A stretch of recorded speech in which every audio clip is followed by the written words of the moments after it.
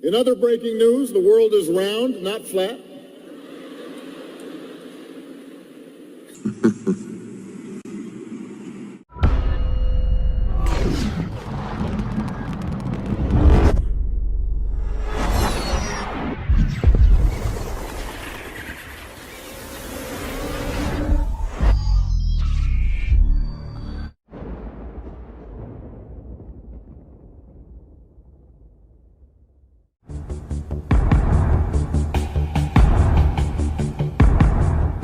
The obvious question is, okay, you've been a senior CIA officer, and do you believe this? Yes, I believe this.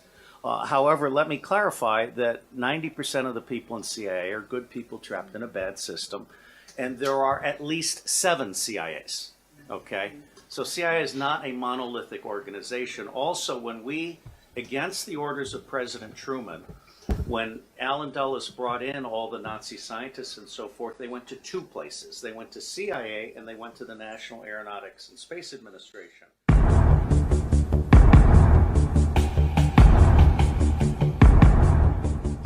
When Allen Dulles brought in all the Nazi scientists and so forth, they went to 2 places. They went to CIA and they went to the National Aeronautics and Space Administration, which in our world we call it not a space agency. Which in our world we call it not a space agency.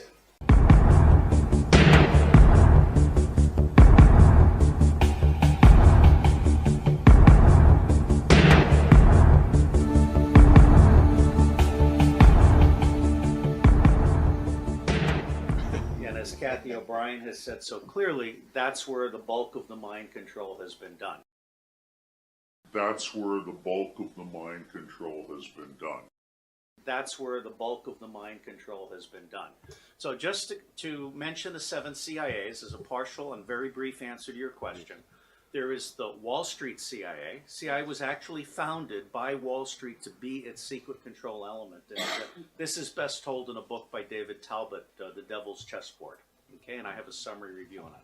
Then there's the White House CIA, which does dirty tricks for whoever happens to be president. Then there's the White House CIA, which does dirty tricks for whoever happens to be president. But the White House CIA seems to have merged into the blackmail CIA. CIA at the worst level appears to have joined now with the FBI, the NSA, and the Mossad. And so there's this aspect. And then there's the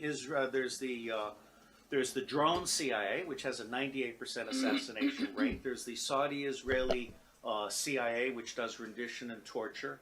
And then there's the real sort of CIA, the old spies like me who do their best not realizing that it's all a joke. And the bottom line for me is that the bulk of CIA is honest and worthless. And that 10% of CIA that does great evil needs to be rooted out. But I will absolutely assure you that the FBI, NASA, FEMA, DHS all have their own 10%. In the face of overwhelming odds, I'm left with only one option. I'm gonna have to science the shit out of this.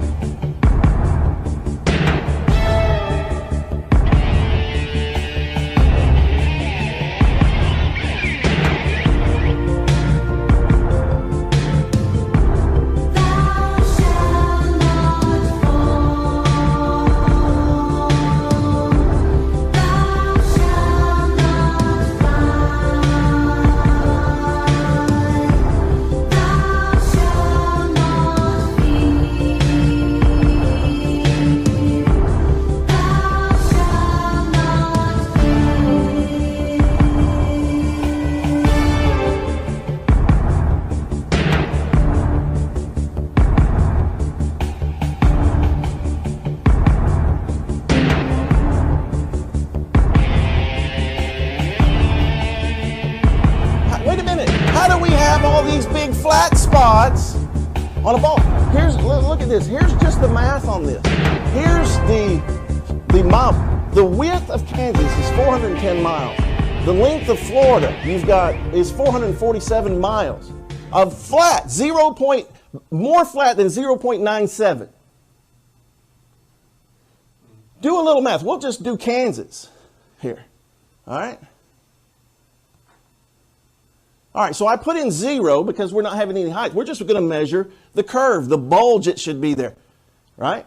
So you just measure it, you type in, the calculate, it comes out to 111,801.51 feet of curve that's supposed to be there. And it's real simple. The math is real simple, you guys. 8 inches per mile squared. Not 8 inches per mile. That's a lie. It's 8 inches per mile squared. And in certain latitudes, it increases. That gives you a little bit of what we're talking about, that bulge that should be there. This is elementary, my dear Watson, but of course in the public school system and in the liberal universities, they didn't even teach. I never heard the ball's supposed to curve 8 inches per mile square. I think that would be an important thing to teach in school. But no, they don't teach that because they don't want you to start looking for yourself and calculating for yourself. Just believe what we tell you because we don't want you to believe in your Bible.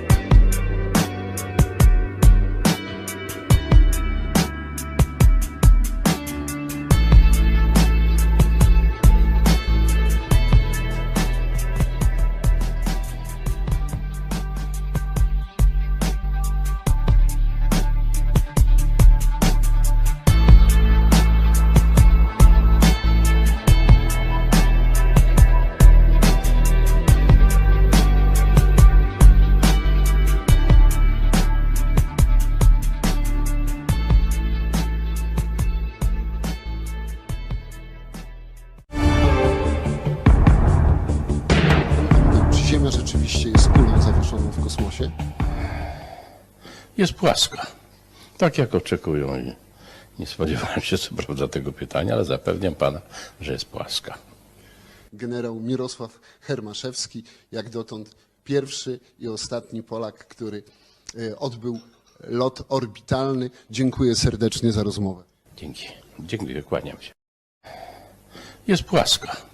Tak jak oczekują i nie spodziewałem się co prawda tego pytania, ale zapewniam pana, że jest płaska. Że jest płaska.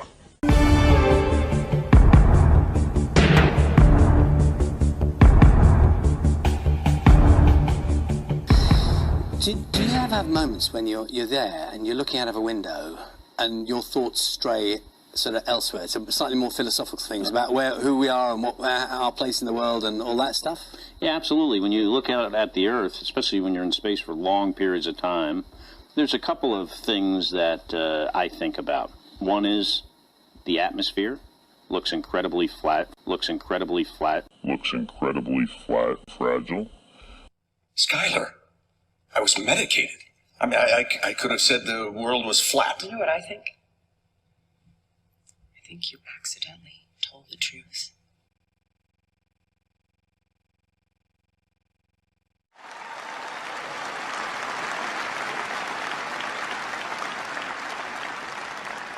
I think my favorite movie last year was The Martian.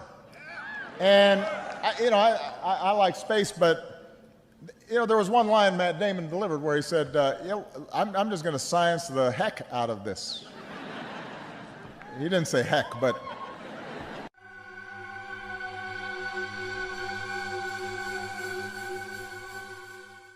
Let's take a look at this model with the Earth supposedly orbiting the sun, and of course the moon orbiting Earth.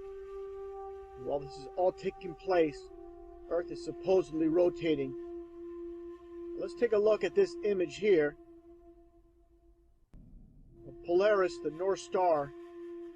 Take a look at this model here.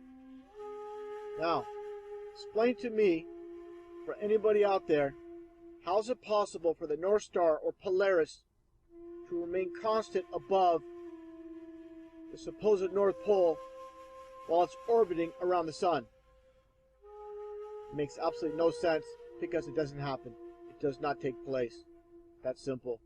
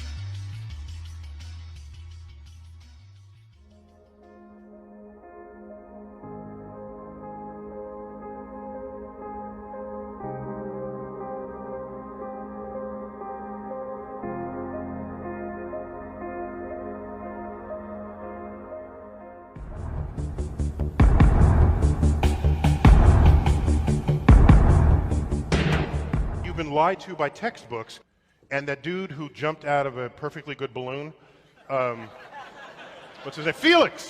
Felix Baumgartner. He would have been about 2 millimeters above the surface of this globe. That's his edge of space jump.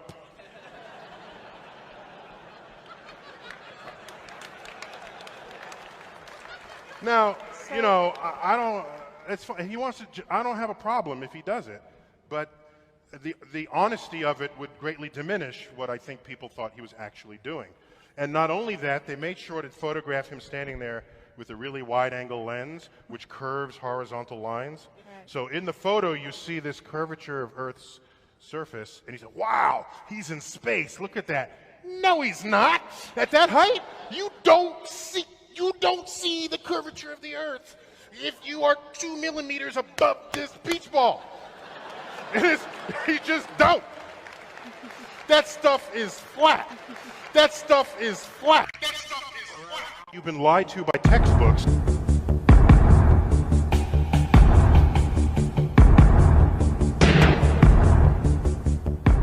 How do we know the Earth is not flat? We don't. It's flat. It's the third time I've said that. I'll probably say it 3 more times. See, in my line of work, you got to keep repeating things over and over and over again for the truth to sink in, to kind of catapult the propaganda.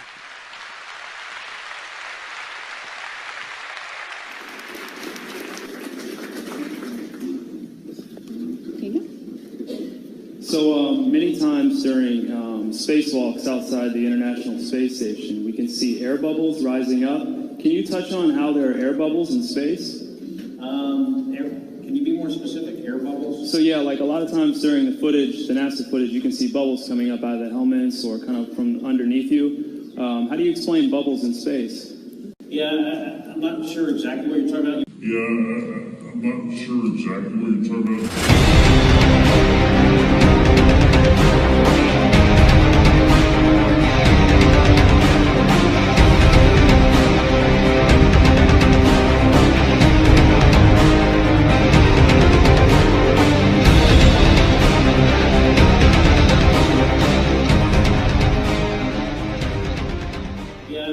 I'm not sure exactly what you're talking about. Now sometimes you get water in the helmet.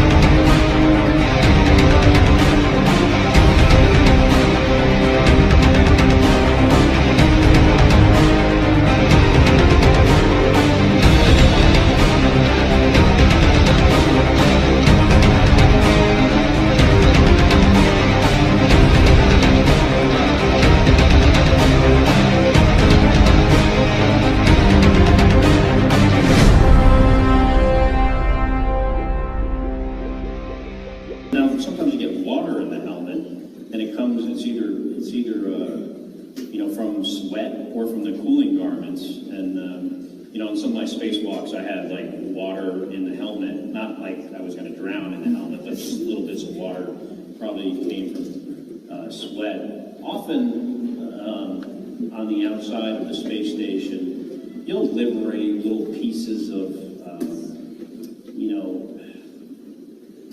it's a really harsh environment out there, and the outside of the space station gets beat up pretty good. And sometimes, you'll see just little flecks of paint or something that you might have disrupted floating away from the suit. And, that's generally what that is. I've never seen any kind of air bubble anywhere.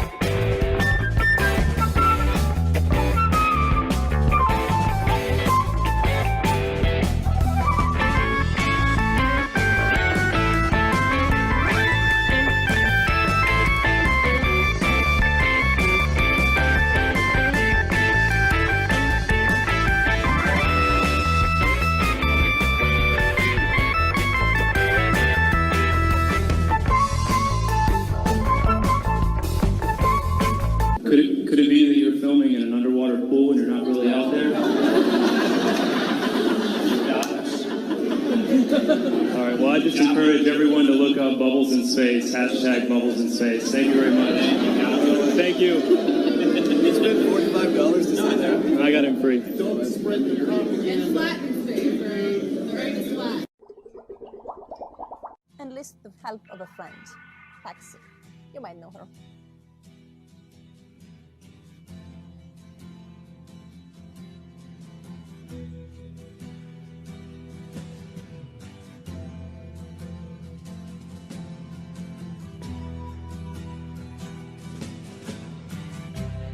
Ground control to Major Tom. Ground control to Major Tom. Take your protein pills and put your helmet on. ground control to Major Tom. 7, 6, commencing countdown, engines on. 3, 2, check ignition, and may God's love be with you.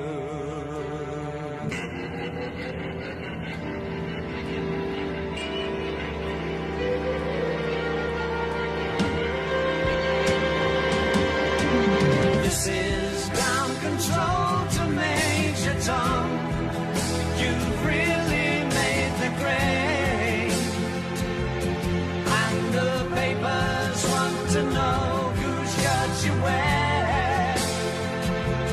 Now it's time to leave the capsule if you dare. This is Major Tom to ground control. I'm stepping through the door, and I'm floating in a most peculiar way, and the stars look very different today. For here am I sitting in a tin can.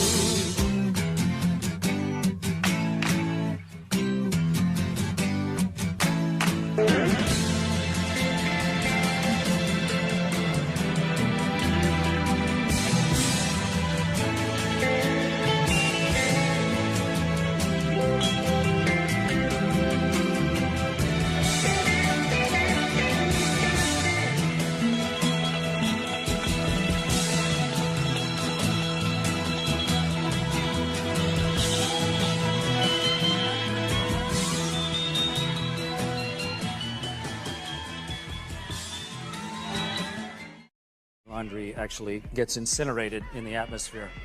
And so, Wait a minute, you're kidding?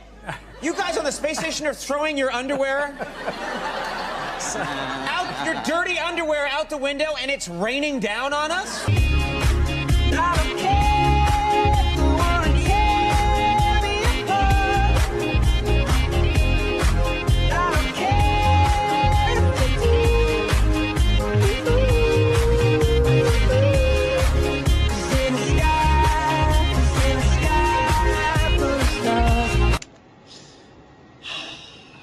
Well, space is ruined.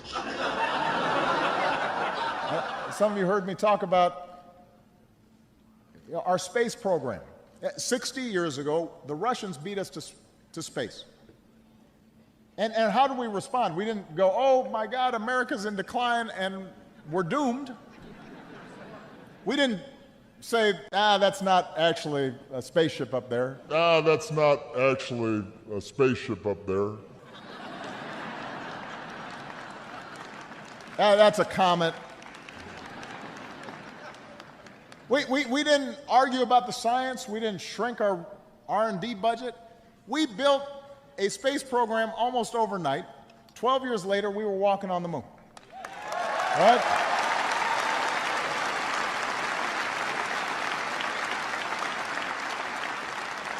Pressure. Well, yeah, yes, people come out and they've run out of anecdotes, you know, and they just start making stuff up. Yeah. Like that Neil Armstrong guy. Have you seen him on the talk shows? Neil Armstrong, you mean the first man to walk on the moon? Talk about a fish story. Yeah. Man, and they're buying it. Oh, yeah. Yeah.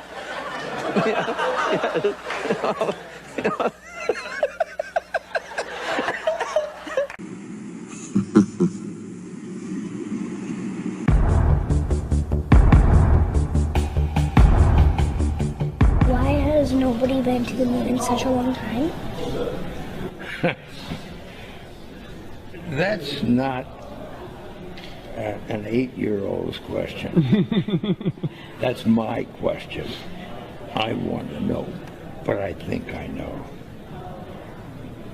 Because we didn't go there, and that's the way it happened, because we didn't go there.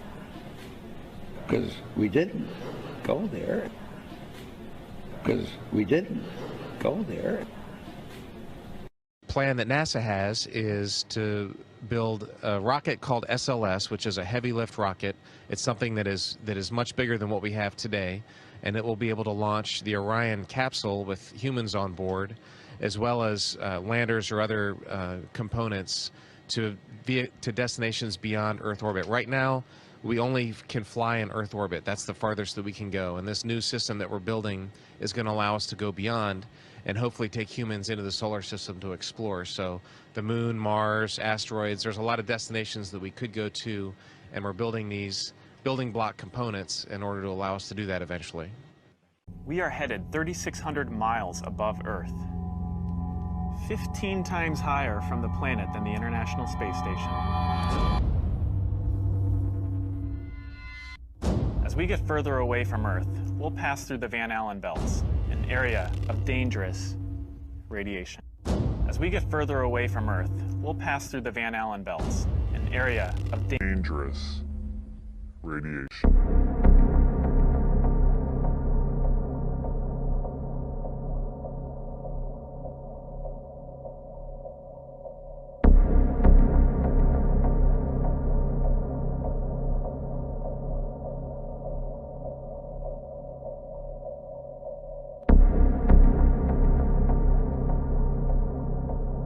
Now, one thing I really want your generation to embrace is that the Earth is a closed system. We cannot leave the Earth. There's no place to go. Do you know why God made the sky so high? No. So that the little birdies don't bump their head on it when they're flying around. Radiation like this could harm the guidance systems, onboard computers, or other electronics on Orion. Naturally, we have to pass through this danger zone twice, once up and once back. But Orion has protection. Shielding will be put to the test as the vehicle cuts through the waves of radiation. Sensors aboard will record radiation levels for scientists to study. We must solve these challenges before we send people through this region of space. We must solve these challenges before we send people through this region of space. We must solve these challenges before we send people through this region of space.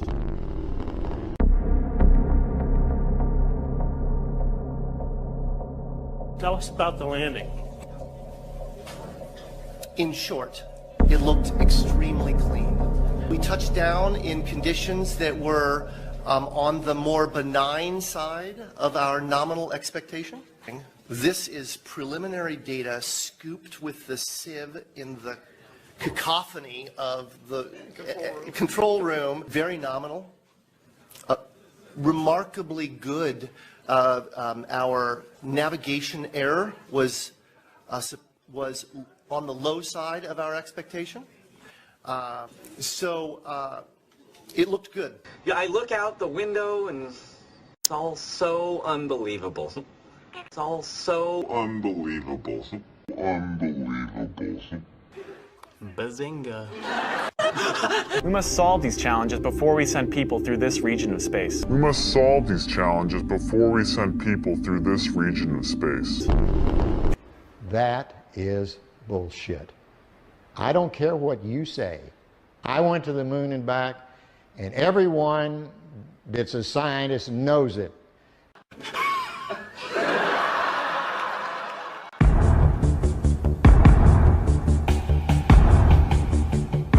Belts are 1,000 miles to 25,000 miles above the Earth. Then we went right out through them. No effects on your cells? Didn't even know it. I don't think anybody, well, maybe somebody said you went through the radiation belt, but we didn't feel it inside, and we didn't get any, added radiation.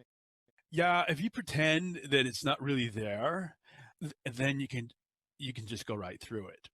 I'd go to the moon in a nanosecond. The problem is we don't have the technology to do that anymore. We used to, but we destroyed that technology, and it's a painful process to build it back again. To the moon in a nanosecond. The problem is we don't have the technology to do that anymore. We used to, but we destroyed that technology. And it's a painful process to build it back again. The only limit to a human future is in our own imagination. Unfortunately, I'm not an astronaut. I've never been to space, but I've looked at these images over and over again, trying to sort of get the essence of it. It is photoshopped, but it's has to be. It is photoshopped, but it's has to be. It is photoshopped, but it's has to be.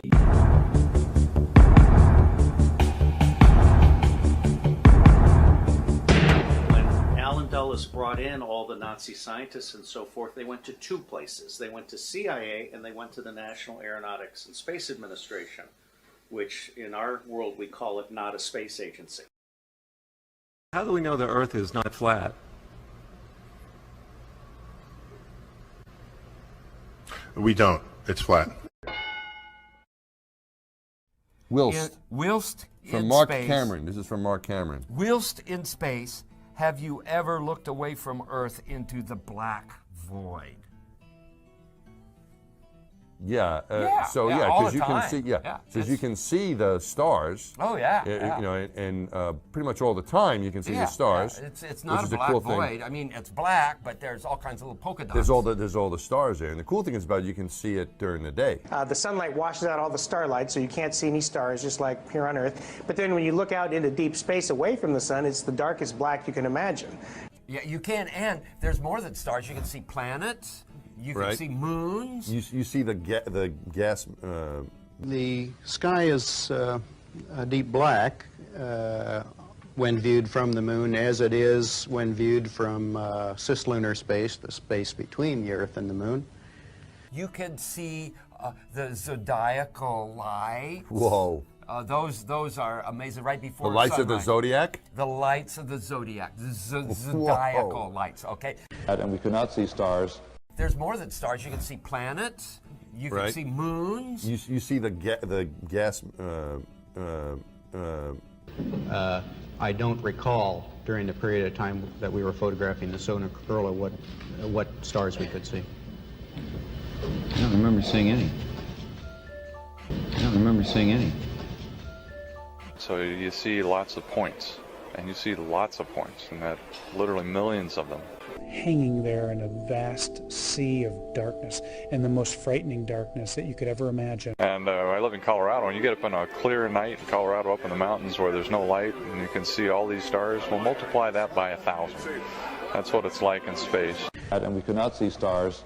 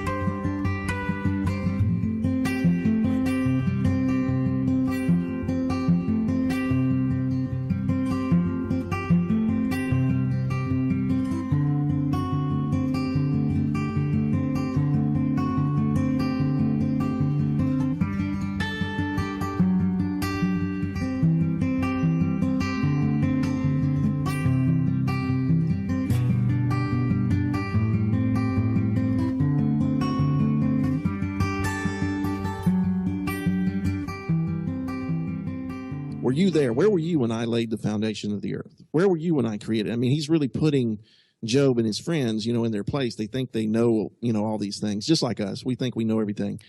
And he's putting them in their place. So in that context, it's going down through there. And of course, in that passage, in that chapter, it talks about the ends of the earth.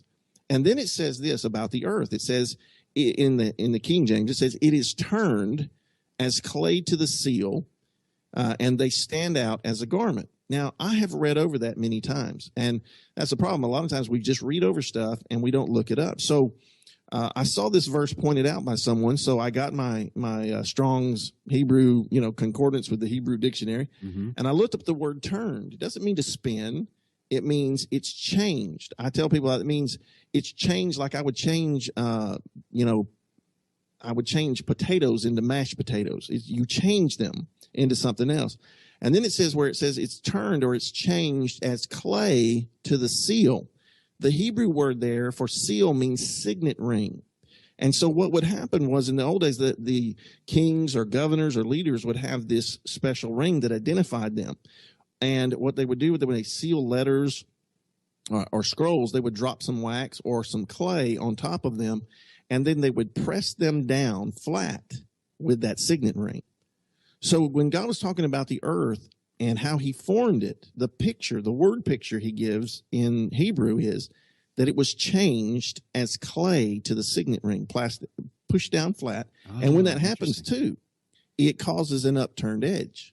It causes a border around it. Now you look at any seal, there's going to be a border around that pressed down, piece of wax or clay or whatever it is. Right. But it even gets more interesting. Some people say, well, that's Old Testament. Maybe it was just figurative language or metaphors. And then, again, you keep studying. I was preparing to preach a message several weeks ago on the marriage supper of the Lamb and, again, the second coming of Jesus. I focus in on that a lot. So I wasn't even thinking flat earth. I wasn't studying the flat earth. It wasn't on my mind. And I read this, and the Holy Spirit got my attention because it was like they went up on the breadth of the earth. And the question came in my head, why doesn't it say they went up on the earth? So I looked up the word breadth, and this was one amazing revelation because this is confirmation of Job 38:14. The word in the Greek, when it was originally written, is in the Strong's dictionary. It's number 4114. Greek, it is the word platos, Platos, platos. Well, immediately when I saw that, I thought, wow, that sounds like our word or a root word of our word plateau, which I know means level, flat land, elevated land, but level and flat. So when I looked this up, platos in the Strong's Greek dictionary is defined that as width and breadth. But then it says that it's from the root word 4116, platus. And here is the exact, I'm reading it. I'm looking at the Strong's dictionary right here. It says platus, spread out flat. I was blown away when I saw this. And then when you start going into the passages like, for instance, Psalm 19 talks about the sun going to the ends of the earth and the sun moving in a circuit or a revolution above us. There's another passage that talks about the sun being in the clouds, which confirms the pictures and the videos we're seeing from all over. In fact, I went to Birmingham, Alabama yesterday to help my daughter move in. She's starting her second year at the UAB. And we were driving back home, my wife, my dad, my youngest daughter. We see the sun over there in the clouds, and sure enough, there were clouds behind the sun. And we took pictures. We have the pictures, and you can see the clouds behind the sun. Well, the cloud, that shows it can't be 93 million miles away in outer space and have clouds behind it. And that's really been the eye-opening thing here is that the creation, the earth being flat, the sun, the moon, and the stars being inside the firmament, as Genesis chapter 1 says they are. Right. Them not being far away from us. Once you realize and you start seeing it with your eyes, then you go, wow, the Bible really is true. God really, the God of the Bible really is our Heavenly Father. He really is our Creator. Jesus really is the Savior of the world. Truth, real truth, and I'll say this, real truth always points you back to the God of truth. And as Jesus said in John 14:6, he said, I am the way, the truth, and the life. And that creation, Psalm 19, he said that the creation, the heavens and the firmament, he said, show and declare his glory.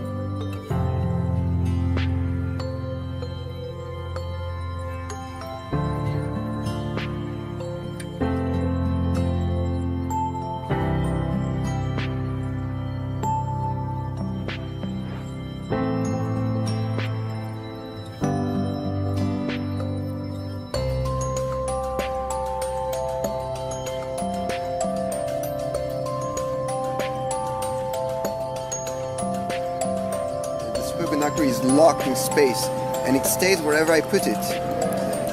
You see, this is quantum trapping. So it's actually floating above the surface? Yeah, it's not floating, it's locked above the surface.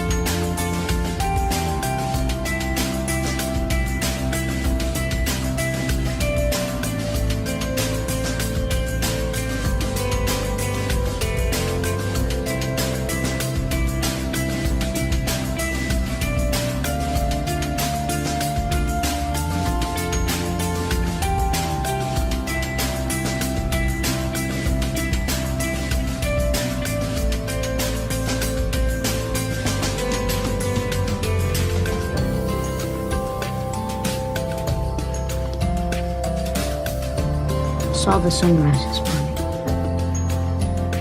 I think I know what I am now. There's a world built on top of ours. People live there.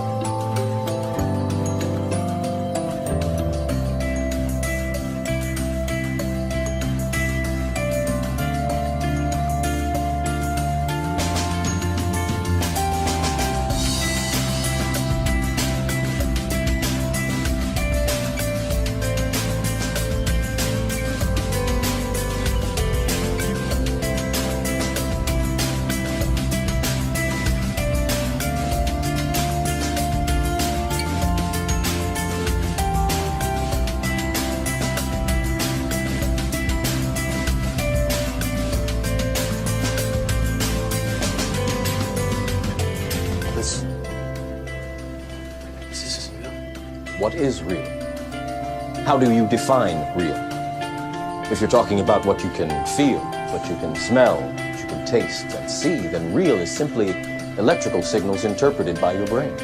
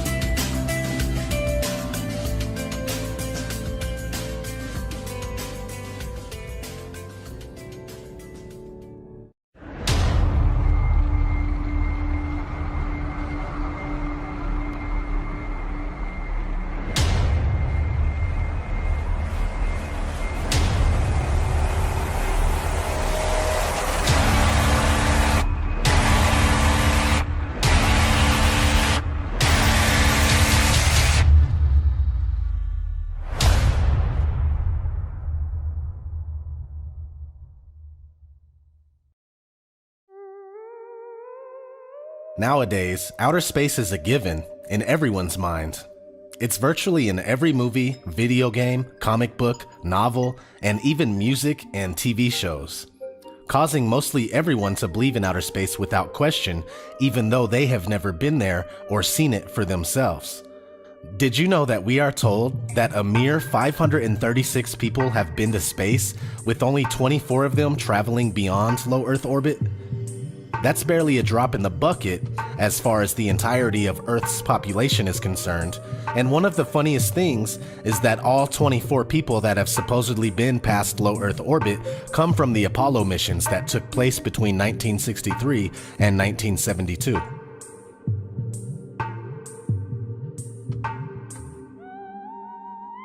We haven't been able to go that far since. Here's a glimpse of what NASA astronauts of today are saying. Right now, we only can fly in Earth orbit. That's the farthest that we can go. The kinds of technologies that we're testing out on Space Station are definitely helping us with our goals of going beyond low Earth orbit. Early in the next decade, a set of crewed flights will test and prove the systems required for exploration beyond low Earth orbit. And this is really the beginning, I think, of human beings leaving low Earth orbit. And here's Apollo 12 astronaut Alan Bean being interviewed about the Van Allen radiation belts. Any ill effects from the Van Allen radiation belts? No, now I'm not sure we went far enough out to encounter the Van Allen radiation belt. Maybe we did. I don't know the distance to the Van Allen radiation belt. The belts are 1,000 miles to 25,000 miles above the Earth. Then we went right out through them. No effects on your cells? Didn't even know it. I don't think anybody, well, maybe somebody said you went through the radiation belt, but we didn't feel it inside, and we didn't get any, added radiation.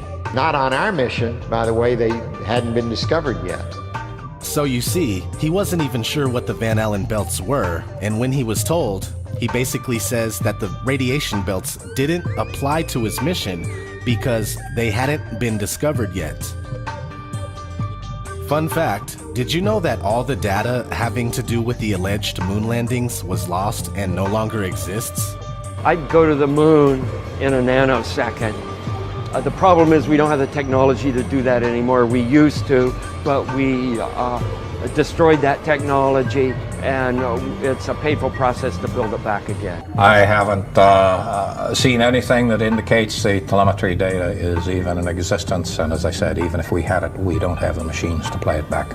Unfortunately, I'm afraid I can't really give you much of a clue as to where this data ended up and whether it still exists or not.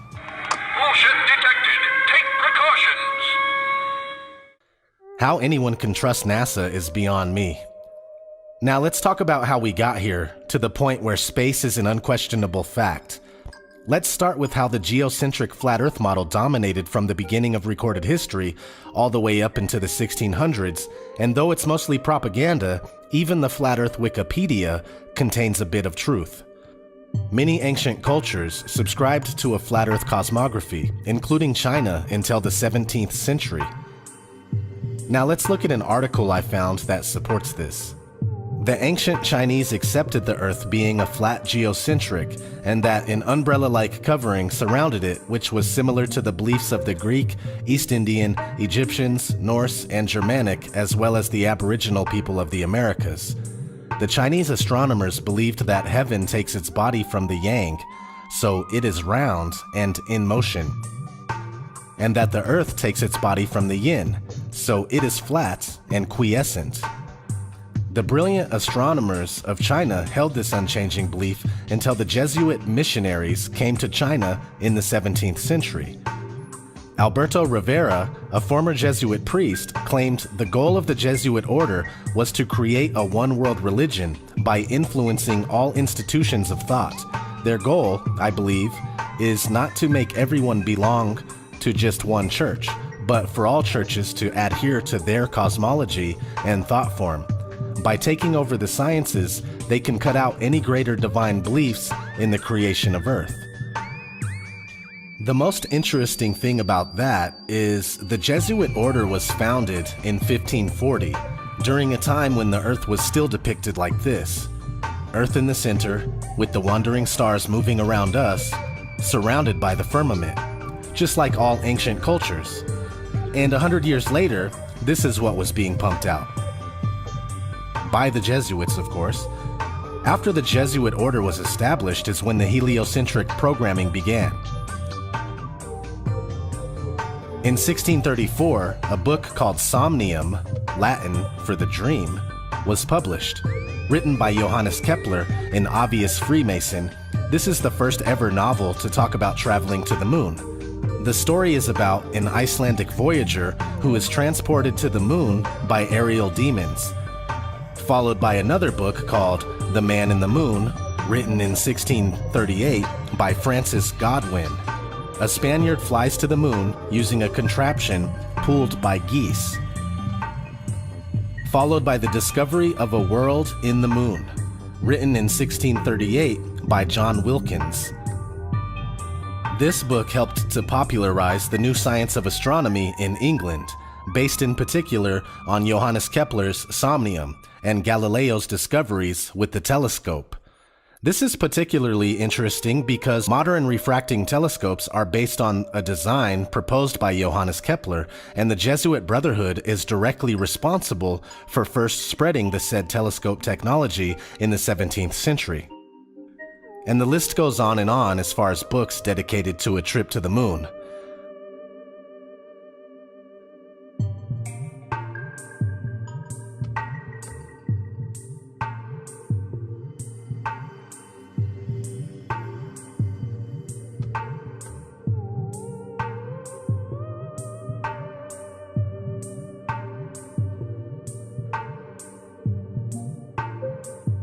Well into the 1900s, where in 1902, one of the first movies ever made in the world was called A Trip to the Moon. From there, the programming got increasingly faster with each decade until it became yearly and even weekly and then daily. Science fiction comics exploded in the 1930s.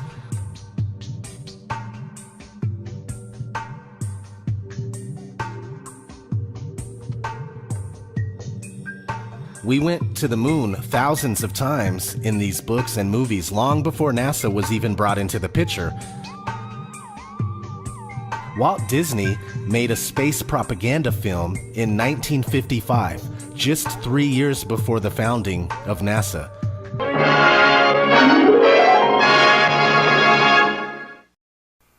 Here to introduce you to this new series is Walt Disney. In our modern world, everywhere we look, we see the influence science has upon our daily lives. Discoveries that were miracles a few short years ago are accepted as commonplace today. Many of the things that seem impossible now will become realities tomorrow. One of man's oldest dreams has been the desire for space travel, to travel to other worlds. Until recently, this seemed to be an impossibility. But great new discoveries have brought us to the threshold of a new frontier. The frontier of interplanetary space. The same year NASA was founded, in 1958, the Jet Propulsion Lab, or JPL, Jack Parsons Lab, was transferred to NASA by the U.S. Army. The Jet Propulsion Laboratory was founded by Jack Parsons.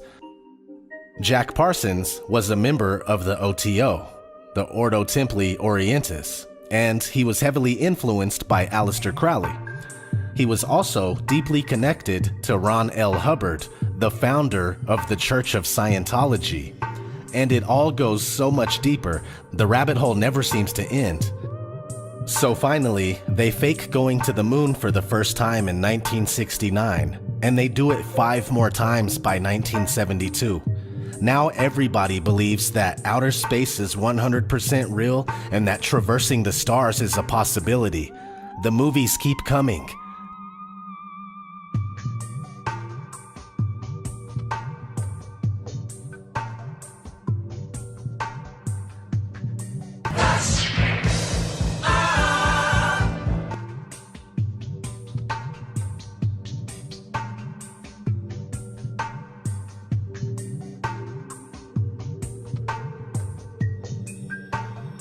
The TV shows.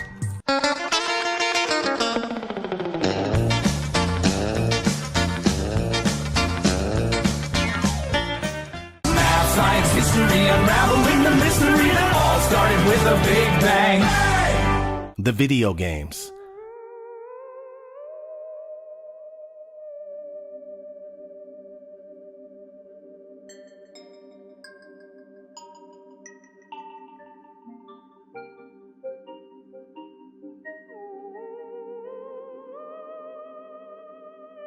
The music videos.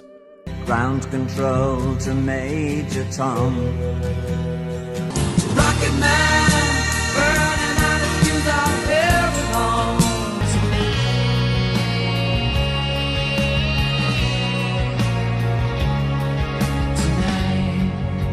Mars Lander, what's happening up there?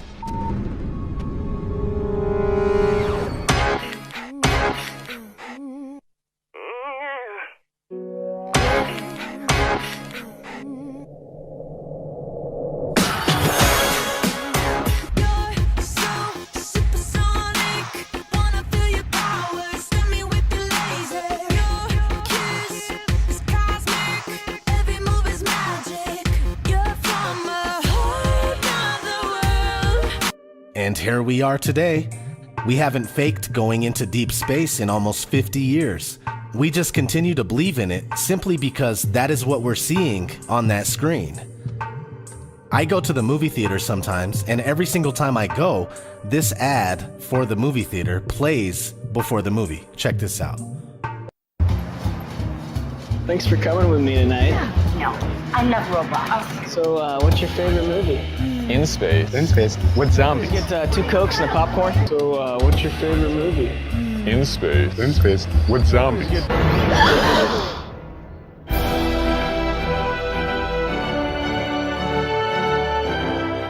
In space with zombies. Yeah, you got that right. Outer space is for zombies.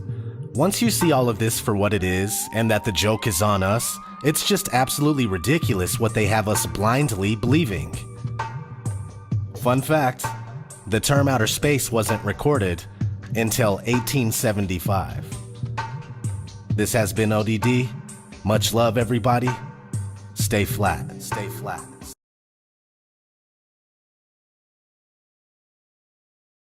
Tell me your name. Ruth Heath. Ruth, and how old are you today? 102. 102. So you were born in 1918. 1918. And we were just talking, and I asked you what shape the Earth is, and what did you say? What were you taught in school in elementary school? I was taught in school that the Earth was flat. And then what do you remember when they changed it to a globe? Well, when they changed it, I remember when they changed it, but I can't remember the date or anything like that. And did you believe them? Yes, I did. You did. Now, I was young. Right, and we all were told by people that we trust. That's right. Where did you go to school? Elementary school? I went to Spur Glen School in Hamden, Connecticut. I lived on a farm and grew up with all kinds of animals. No electricity. A big white farmhouse. You said that you're religious, that yes. you follow the Bible. Yes, I do. And are you aware that the Bible is all about the flat Earth? That God put the earth on the footstool and separated the waters from the waters, and created the firmament. If you read Genesis, there's over 200 verses in the Bible that refer to a flat Earth. That's right. And I think there's only one verse that mentions Earth as a circle. But just like this table right here, that table is a circle, right, but it's flat. That's right. Right. A circle is different than a sphere. A sphere is the same in every direction. That's right. The circle of the Earth. So how does it make you feel to realize that you were right as a kid? It makes me feel better. It does make you feel better, right? Oh, it makes me feel alive.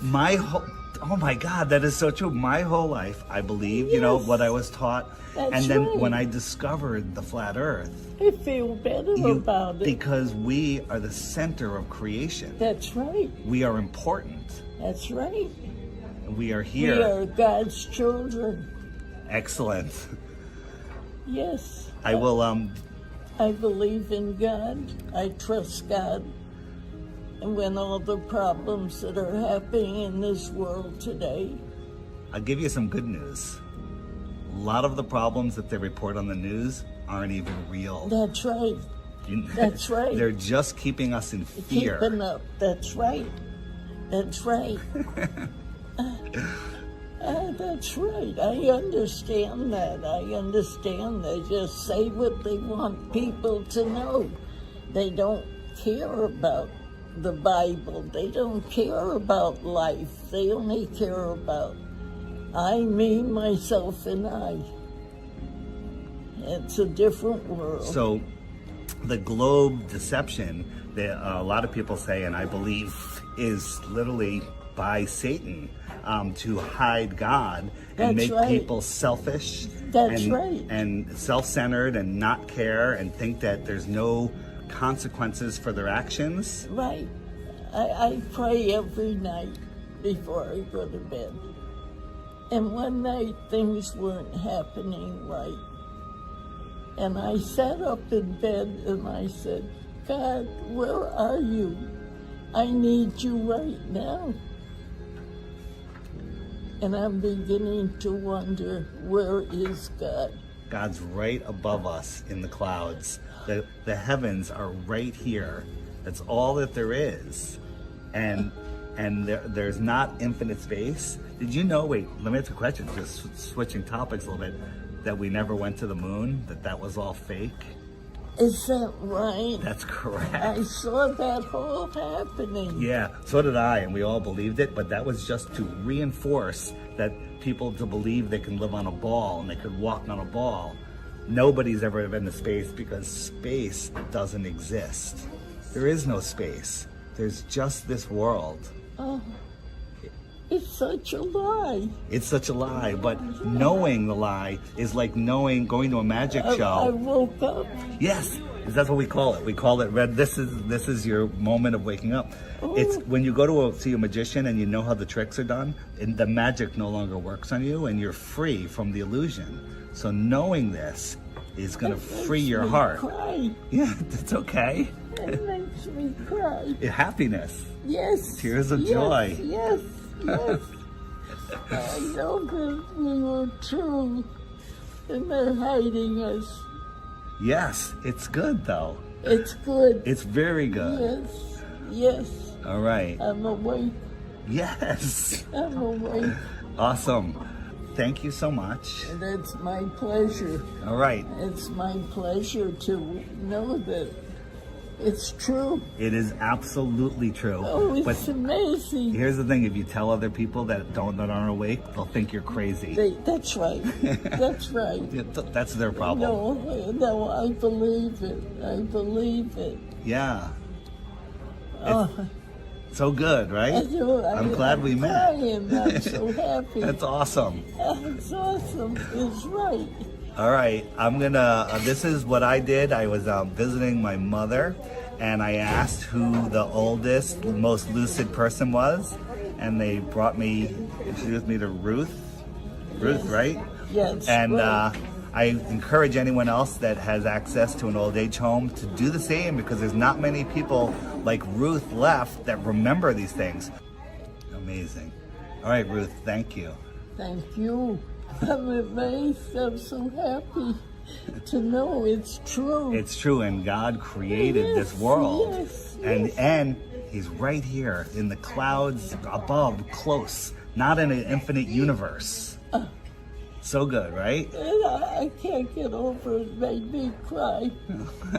Made me cry too. Yeah. Thank you. Thank you. All right, Ruth, give me a hug. Here we go. I need it. All right. Thank you. All right, bye-bye.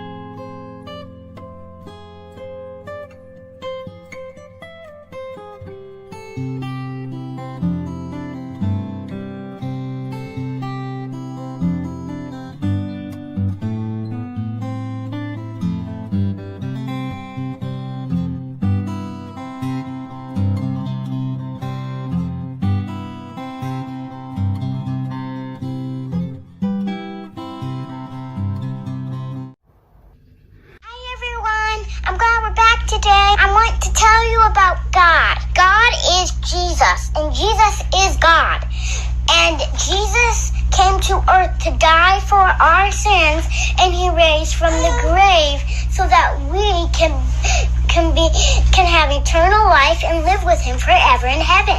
It's a great thing to talk about because God is the one who will set you free from sin.